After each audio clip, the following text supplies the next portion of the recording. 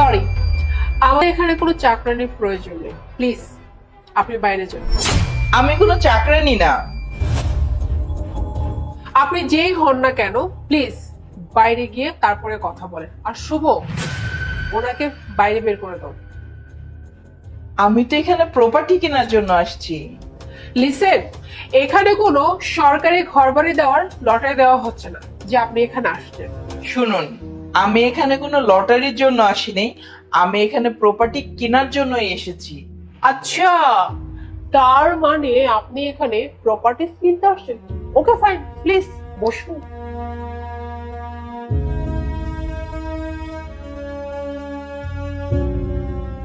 আচ্ছা, তো এখন বলুন আপনি কি কাজ করেন? আমি কৃষি কাজ করি। শুনুন, আমরা এখানে sky villa, farm house, tent house এসব নিয়ে ডিল করি। আমরা কোনো যে সবজি চাষাবাদ করার জমি বিক্রি করি না। আমি ওগুলোই কিনতে এসেছি।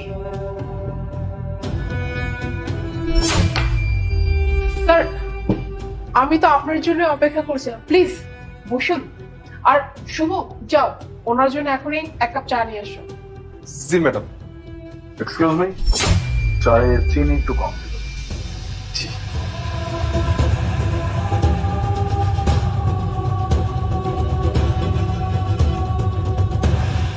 স্যার, অফিস খুঁজে পেতে আপনার কোনো সমস্যা হয়নি তো? না, তেমন কোনো অসুবিধা হয় নাই, তবে নিচে একটু পার্কিং এর প্রবলেম ছিল। সো সরি স্যার, আপনাকে অনেক প্রবলেম ফেস করতে হলো। আর না, ইটস ওকে। স্যার, ইজ আপনার চা। Thank you. ম্যাডামের জন্য? না না, উনি চা খাবে না, উনি আগে বারণ করে দিয়েছে। আচ্ছা, যাই হোক, এসব কথা পরে বলা যাবে। যে কাজের জন্য আসছি আগে সেটা করি। প্রপার্টি দেখান। ও হ্যাঁ হ্যাঁ, জাস্ট আ মিনিট, আমি আপনাকে এখনই প্রপার্টিজ গুলো দেখাচ্ছি। Look,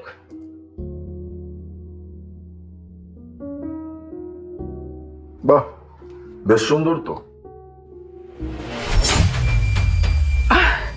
sir nice choice. চলুন স্যার, আপনাকে এখনই আমাদের সাইটটা ভিজিট করে নিয়ে আসি, কেমন? ও হ্যাঁ, শিওর, চলো। চলুন। এই, তুই কোথায় যাচ্ছিস? হ্যাঁ, 250 কোটি টাকা প্রপার্টি কেনার কি ক্ষমতা তোর আছে নাকি? শোন, আমরা চলে যাচ্ছি। আমরা যাওয়ার পরে তুই চুপচাপ এখান থেকে চলে যাবি। ও সরি, ম্যাডামকে নিয়ে চলুন। কিন্তু ওনাকে কেন নিতে হবে? আজব কথাবার্তা। ওনাকে নিবেন কেন মানে? এই প্রপার্টি তো উনিই কিনবেন। মানে? মানেটা খুব সহজ। মানেটা হচ্ছে এই 250 কোটি টাকার প্রপার্টি তো উনিই কিনতে পারবেন। আমার মতো 25,000 টাকা স্যালারি পাওয়া একজন ড্রাইভার তো কিনতে পারবে না। আপনি ড্রাইভার? হ্যাঁ, আমি ড্রাইভার। আমি তো ওনাকেই এখানে নিয়ে আসছি। আর গাড়ি পার্কিং করতে একটু লেট হয়ে গেছে, এই জন্য আসতে একটু লেট হয়েছে। শিট, এত বড় মিস্টেক হয়ে গেল আমার। Ma'am, I am sorry, actually আমি আপনাকে চিনতে পারিনি। এবার চিনতে পেরেছো তো, তাই না? হ্যাঁ, জি ম্যাডাম, জি জি চিনতে পেরেছি। কি কি চিনেছো? আপনি আপনি অনেক ধনী একজন মানুষ। যা জেনেছো সেটাও ভুল। আমি আজকে জানলাম তুমি একটা বেকুব। আজকের পরে থেকে কাউকে পোশাক আশাক দেখে জাজ করবে না। আলিফ, গাড়ি বের করো।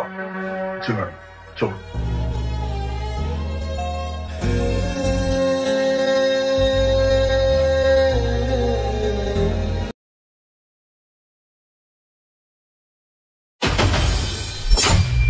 ওরা কোথায় গেছিলে? একটাবার বলে যেতে পারো নাই? সে কখন থেকে টেনশন করতেছিল। আলিফ, মায়ের শরীর খারাপ, তাই মাকে দেখতে গিয়েছিলাম। কি? মায়ের শরীর খারাপ মানে? তুমি আমাকে আগে বলো নাই কেন? কি হয়েছে মায়ের? কি আর বলবো তোমাকে, তুমি কি জানো না কিছু? আর ওনারা তো কতবার তোমাকে কল করেছিল। এক মিনিট, তুমি কি আমার মায়ের কাছে গেছিলে? হ্যাঁ। কেন? হ্যাঁ, আমি না তোমাকে বারবার করে মানা করছিলাম যে ওনাদের কাছে না যেতে? তুমি কেন গেছো? ওনাদের সাথে আমাদের কোনো সম্পর্ক নেই। তারপরেও তুমি কেন বলছো? তাও আবার আমাকে না বলে বলো, চুপ করেছো কেন? মুখে কি মেহেদি দিছো নাকি? কথা বলছো না কেন বলো? আমাদের না আলিফ, হ্যাঁ, শুধু তোমার সাথে সম্পর্ক নষ্ট হয়েছে, আমার সাথে তাদের সম্পর্ক নষ্ট হয়নি। তুমি ওনাদের বাড়ি ছেড়ে চলে আসছো, মানে তুমি তোমার মা বাবাকে ছেড়ে এখানে চলে আসছো কেন? তার কারণ হচ্ছে তোমার মা বাবা তোমার খারাপ অভ্যাসগুলো নিতে পারছিল না, তোমার এই খারাপ অভ্যাসগুলোতে তারা বিরক্ত হয়ে যাচ্ছিল। তোমার পরিবার না সবসময় তোমাকে এটাই বুঝাইতো যে খারাপ কাজগুলো থেকে বিরত থাকো, ভালো কাজ করো, কিন্তু না, তুমি তো এসব করবে না, এমনকি তোমার পরিবারের দায়িত্বও নিবে না, কারণ তুমি তো সব পছন্দই করো না। আলিফ, তুমি কি জানো, হ্যাঁ, তোমার না প্রচুর ইগোতে প্রবলেম, মানে খুব তাড়াতাড়ি ইগো হার্ট হয়, আর তোমার মধ্যে অনেক অহংকার চলে আসছে, আর এর জন্য তুমি মানুষগুলোকে সহ্য করতে পারো না, তাই ওই মানুষগুলোকে ছেড়ে ওই বাড়ি ছেড়ে তুমি চলে আসছো। আর তুমি কি একটা কথা জানো, আমি তোমার সাথে কেন আসছি? তার কারণ হচ্ছে আমি তোমার স্ত্রী, আর একজন স্ত্রী হিসেবে তার দায়িত্ব তার স্বামীর সুখ দুঃখে সবসময় তার পাশে থাকার। আর আমি শুধু তোমার স্ত্রী না, তোমার স্ত্রী হওয়ার পাশাপাশি আমি কারো বাড়ির পুত্রবধূ, কারো মা বাবার তাদের ছেলের বউ, আর তাই আমার দায়িত্ব আছে ওই বাড়ির প্রতি, ওই মানুষগুলোর প্রতি। আর এর জন্য আমি ওই দায়িত্ব পালন করতে গিয়েছিলাম, যেটা কিনা আমার করা উচিত, আমার শ্বশুর শাশুড়িকে দেখা উচিত, তাই আমি তাদেরকে দেখতে গিয়েছিলাম। আচ্ছা, একটা কথা বলো তো, হ্যাঁ, তুমি তো সবসময় রাগের মাথায় সব কথা বলো যে আমি তাদের সাথে সম্পর্ক রাখবো না, আমি তাদের সাথে কোনো যোগাযোগ রাখবো না, কিন্তু তুমি কি তোমার বোনকে কোনোদিন প্রশ্ন করেছো যে তোমার বোন কি বলে? তুমি জাস্ট একটাবার চিন্তা করে দেখো তো, হ্যাঁ, তুমি যে মায়ের সাথে কথা বলতে চাও না বা যে বাবার সাথে কথা বলতে চাও না, ওই মা তোমাকে 10 মাস 10 দিন গর্ভে রেখে তারপর তোমাকে দুনিয়ার আলো দেখাইছে, কত কষ্ট করে ছোট্টবেলা থেকে মানুষ করে এত বড় করেছে, আর তুমি সেই মানুষগুলোর সাথে সম্পর্ক রাখতে চাচ্ছ না? তোমার মা বাবা ছোটবেলা থেকে তার সন্তানকে এত কষ্ট করে বড় করেছে কিসের জন্য? এই দিন দেখার জন্য যে তাদের এই বৃদ্ধ বয়সে তারা যখন অসহায়, তারা যখন অসুস্থ, তখন তার ছেলে তাদের পাশে থাকবে না, তাদের ছেলে তাদেরকে ছেড়ে চলে যাবে। জানো আলিফ, এই সবকিছু কেন হচ্ছে? হ্যাঁ, শুধুমাত্র তোমার ভিতর অনেক অহংকার আর অনেক অ্যাটিটিউড জেগে গেছে। এর জন্য কি হয়েছে জানো? এর জন্য তোমার কাছে মনে হয় যে তুমি যা কিছু করো এটাই রাইট, তুমি যা বলো এটাই ঠিক, বাকি মানুষগুলো জাহান্নামে যায়, বাকি মানুষগুলো কি বাঁচলো কি মরলো এগুলো তোমার দেখার বিষয় না, কি কষ্ট পেলো কি পেলো না এটাও তোমার দেখার বিষয় না। আর তুমি কি ভাবো সবসময় জানো? তুমি ভাবো যে আমি যেভাবে বলবো, যাকে যেভাবে চলতে বলবো সে সেভাবেই চলবে, আমার কথার বাইরে কেউ কিচ্ছুই করবে না, আর আমি যেটা বলবো সেটা হবে, কারণ আর নিজেকে রাজা মনে করো, তাই না? আর বাকি সব কি প্রজা? আর এই যে তুমি যে নিজেকে এইভাবে রাজা মনে করো, একটাবার ভাবো তো, এই যে রাজা যে ভাবো নিজেকে, এটা কার জন্য হয়েছে? হ্যাঁ, ওই মা বাবার জন্য। আলিফ, তুমি দেখো নাই, আমি দেখেছি, হ্যাঁ, আমার মা বাবাকে ছেড়ে যখন আমার ভাইয়া আর ভাবি বাড়ি ছেড়ে চলে গেছে, আমার মা বাবার কি অবস্থা হয়েছিল, কেমন ছটফট করতো, প্রতিদিন শুধু ছেলে বউ করে করে করে করে একদম মরিয়া অবস্থা হয়ে গেছিল তাদের। এসব কেন করে জানো? কারণ প্রত্যেকটা মা বাবার না একটা স্বপ্ন থাকে তাদের সন্তানদেরকে নিয়ে, তাদের ছেলেদেরকে নিয়ে, যে তার ছেলে বা ছেলের বউকে নিয়ে তারা খুব সুন্দর করে সংসার করবে, ঘরে ছেলের বউ থাকবে, ছেলে থাকবে, কত সুন্দর। তাদেরও তো ইচ্ছা হয়, তাই না, যে আমার ছেলের বউ আমাদেরকে সেবা করবে, যত্ন করবে, খাবার দিবে, ওষুধ দেবে, এটা কি তাদের ইচ্ছে করে না? আর যখন কিনা তারা এটা না পায় কতটা কষ্ট লাগে তাদের, একটাবার কি চিন্তা করে দেখেছো তুমি? ওনারা একদম ভেঙে পড়ে, জানো আলিফ। আর তোমাকে যে এত লেখাপড়া করে এত বড় করেছে কিসের জন্য? শুধুমাত্র এটার জন্য বৃদ্ধ বয়সে তাদের সন্তান যেন তাদেরকে ছেড়ে চলে আসে। আচ্ছা আলিফ, তুমি আমাকে জাস্ট একটা কথা বলো, হ্যাঁ, আমাদেরও তো ছেলে আছে, তাই না? এখন সাপোজ আমাদের ছেলে যখন বড় হবে, বিয়ে করবে, এরপর যদি আমাদেরকে ছেড়ে চলে যায়, তখন তোমার কেমন লাগবে? সহ্য করতে পারবে? আমি তো আলিফ, আমি পুত্রবধূ হওয়ার দায়িত্ব পালন করছি, কিন্তু তুমি কিন্তু একজন সন্তান, মানে ছেলে সন্তান হওয়ার দায়িত্ব তুমি পালন করতে পারো না। আলিফ, তোমাকে আমি জাস্ট একটা কথা বলি, হ্যাঁ, প্লিজ জাস্ট ঠান্ডা মাথায় একবার একটু চিন্তা করে দেখো, এই যে তোমার রাগ, অ্যাটিটিউড, এই সব কিছু এক সাইডে ফেলে তুমি জাস্ট এটা ভাবো যে তুমি তোমার মা বাবার সাথে কি ঠিক কাজ করেছো বা ঠিক কাজ করতেছো, জাস্ট একটু ভাবো। আর একটা কথা কি আলিফ জানো, আপনজন মানুষদের সাথে না কখন এরকম রাজাগিরি দেখাইতে হয় না, তাদের কাছে সবসময় নিচু হয়ে থাকতে হয়, বড় সেখানেই হবে যেখানে বড় হওয়ার দরকার তোমার। আলিফ, আমি আজকে যখন মার সাথে দেখা করতে গেলাম না, মা জাস্ট আমাকে একটা কথা জিজ্ঞেস করছে কয়েকবার যে আমার ছেলে কখন আসবে আমার সাথে দেখা করতে। আমি তো বলছি যে হ্যাঁ আপনার ছেলে খুব শীঘ্রই আপনার সাথে দেখা করতে আসবে, কিন্তু এখন কথা হচ্ছে যে তুমি ভাবো, হ্যাঁ তুমি ভাবো যে তুমি আসলে কি করবে, তুমি কি তাদের সাথে দেখা করতে যাবে কি যাবে না? মোনা, আমি বুঝতে পারছি। তুমি তুমি প্লিজ একটা কাজ করো, এক্ষুনি আমার কাপড় চোপড় তুমি প্যাক করো, আমরা আজকেই মায়ের কাছে যাব, আমরা মাকে দেখতে চাই। আচ্ছা ঠিক আছে, তাহলে এক কাজ করি, আমিও তোমার সাথে যাই। মানে আমাদের দুজনকে তারা যদি একসাথে দেখে তাহলে তারা আরো বেশি খুশি হবে।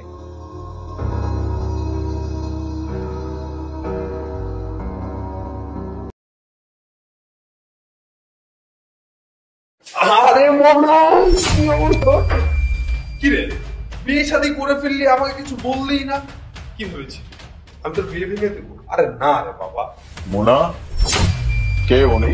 আরে বাহ, তোর হাজবেন্ড দেখি বাসায় আছে, ভালোই হয়েছে। আজকে ওর সাথে আমি কথা বলেই যাই। চল।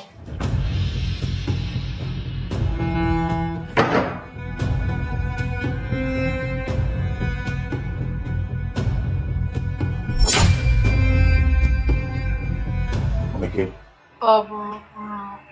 উনি মানে ও আমার বন্ধু।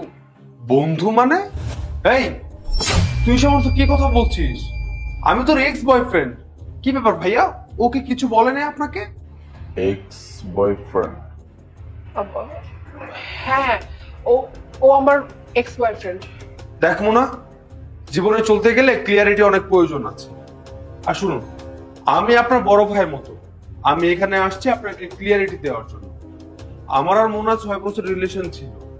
এই রিলেশন থাকাকালীন আমরা এমন কোথাও নাই যে না ঘুরছি। আর বাংলাদেশের সব শহরে ঘুরেছি, এই কক্সবাজার ধরেন, রাঙামাটি ধরেন, খাগড়াছড়ি ধরেন, সব জায়গায় ঘুরেছি। কিরে মোনা, তুই কিছু বলিসনি তাকে? আর আমরা কোথাও গেলে 8-10 ঘন্টার কম তো রুম থেকে বের হতাম না। আর শুধু তাই না, কোন দিক দিয়ে দিন হয়ে যেত, কোন দিক দিয়ে রাত হয়ে যেত, আমরা কিছুই বুঝতে পারতাম না। ওর কাছে তো সবকিছু হিসাব আছে, আপনাকে জিজ্ঞেস করুন। প্লিজ চুপ করো, তুমি কেন এসব করছো? আরে বাবা, এখন পর্যন্ত কিছুই করিনি, আর একটু করতে দাও না জান। আর ভাই, আপনি ওকে বিয়ে করলেন আর ও পাস্ট সম্পর্কে কিছুই জানতে চাইলেন না? আরে বাবা, ওর কয়টা বয়ফ্রেন্ড ছিল, ওর কয়টা ফ্রেন্ড ছিল, কয়টা ছেলে ফ্রেন্ড ছিল, মেয়ে ফ্রেন্ড ছিল, কিছুই জানলেন না? না জেনে না শুনে আপনি ওকে বিয়ে করার জন্য পাগল হয়ে গেলেন? জি না, ওর পাস্ট নিয়ে আমার কোনো মাথা ব্যথা নেই। ও আগে কি করছে না করছে তাতে আমার কিছু যায় আসে না। ও এখন আমার বউ, মানে আমার দায়িত্ব। ও এখন কি করবে না করবে সেটা আমার দেখতে হবে। আর ও এখন আমার প্রতি যথেষ্ট লয়াল, যেটা আমার জন্য ইনাফ। আর বাকি রইল ওর ইজ্জতের কথা, সেটা নিয়ে আমার কোনো সমস্যা নেই। ওর ইজ্জত এখন আমার দায়িত্ব, এটা দেখার দায়িত্ব আমার। সো এখন যেহেতু সবকিছু ঠিক আছে, ওর আগে কি হয়েছে না হয়েছে, কি করছে না করছে, আই ডোন্ট কেয়ার। আরে বাহ মুন্না, তোর স্বামী তো দেখছি অনেক সরল সহজ। তুই তো এমন স্বামী চেয়েছিলি, তাই না? দেখ, তুই এমনটাই পেয়েছিস। দেখছিস, তোর স্বামীর তোর পাস্ট সম্পর্কে কোনো মাথা ব্যথাই নেই। ভাই, আমার যখন ওর সাথে রিলেশন ছিল, ওর পাস্ট সম্পর্কে আমি সবকিছু বের করে ফেলেছিলাম। আর আপনি আপনি সাধুর মতো বসে আছেন, ওর পাস্ট সম্পর্কে কিছুই জানতে চাইলেন না। কিরে মোনা, তোর বিয়ে হয়েছে কয় মাস? 6 মাস, তাই না? দেখো, আমার আর আলিফ সাহেবের এই ওয়েট, কি বললি? আলিফ সাহেব? আরে বাহ, এই তুই এত ভালো হলি কবে থেকে? তুই তো আমাকে কখনো তুমি করেই বলিস নাই, সবসময় তুই তুকারি করতি, এইটা কর সেইটা কর। আর আজকে ওরে বাবা, আজকে এখন সম্মান দেখাচ্ছিস, তাই না? আসছে সম্মান দেখাইতে। বাস, অনেক হয়েছে, তুমি এখন এখান থেকে যাও। কি ব্যাপার? আমি এখানে থাকলে তোর কি সমস্যা? আর ভাই, আমি থাকলে কি আপনার কোনো সমস্যা? আরে আমরা তো জাস্ট কথাই বলতেছি, তাই না? না, আমার তেমন কোনো সমস্যা নেই, কিন্তু যেখানে আমার বউয়ের সমস্যা হচ্ছে সেখানে আমি মনে করি আপনার এখানে না থাকাটাই বেটার। এখান থেকে চলে, আর বাকি রইল ভালোবাসার কথা। আপনি এটাকে ভালোবাসা বলবেন? আপনার চোখে মুখে স্পষ্ট দেখা যাচ্ছে আপনি ওর সম্পর্কে আমার কাছে বদনাম করতে আসছেন। আপনি এই জন্য আসছেন, আপনি আমাকে সব কিছু বলবেন, আমি ওকে ডিভোর্স দিয়ে দিব, ওকে এই বাড়ি থেকে বের করে দিবে, এসব কিছু চান। এগুলোর জন্যই তো এই সব কিছু আমার সামনে বলতেছে, রাইট? তবে আফসোস, আপনাকে এটা বলতে আমি বাধ্য হচ্ছি, আপনি যেটা চিন্তা করে আসছেন সেটা হবে না। আমি ওকে বিয়ে করছি, আমার বউ। ওর পাস্ট কি ছিল না ছিল এটা দেখা আমার দায়িত্ব না। ও এখন কেমন আছে এটা দেখা আমার দায়িত্ব। ও আমার বউ, আমি ওকে রেসপেক্ট করি। ইভেন ও নিজেও আমাকে অনেক রেসপেক্ট করে। যেখানে এত সম্মান আছে, এত ভালোবাসা আছে, সেখানে সে তার আগের জীবনে কি করে আসছে না আসছে তাতে আমার কিছু যায় আসার কথা না। আর এখন বাকি রইল আপনার কথা। আপনি কি যেন বলছেন ওকে আপনি ভালোবাসতেন, এটাকে আপনি ভালোবাসা বলেন? যেখানে আপনি আপনার পার্টনারের সম্মানের কথা চিন্তা করতে পারবেন না, তার ইজ্জত নিয়ে আপনি যা ইচ্ছা তাই বলবেন, সেখানে আপনি তাকে ভালোবাসেনটাকে। যাই হোক, আপনার সাথে এত কথা আমি বাড়াতে চাচ্ছি না। যেখানে আমার ওয়াইফ বলছে আপনাকে এখান থেকে চলে যেতে, সো লিভ। শুনছো তুমি নাকি আরো অপমানিত হবে? হ্যাঁ দেখো, আর একটা যদি ফালতু কথা বলছো না, তাহলে আমার থেকে খারাপ কিন্তু আর কেউ হবে না। তুমি জানতে চাও যে তোমাকে ছেড়েছি আমি কেন? কারণ আমি তোমার কাছ থেকে কোনোদিনই সম্মান পেতাম না, তুমি কখনোই আমাকে সম্মান দিতে না। কিন্তু আলিফ সাহেব আর আমার মাঝে যতটা ভালোবাসা আছে, ঠিক ততটাই না সম্মান আছে। উনি আমাকে যথেষ্ট সম্মান করে, যথেষ্ট ভালোবাসে। আর তুমি এখান থেকে এক্ষুনি বের হয়ে যাও।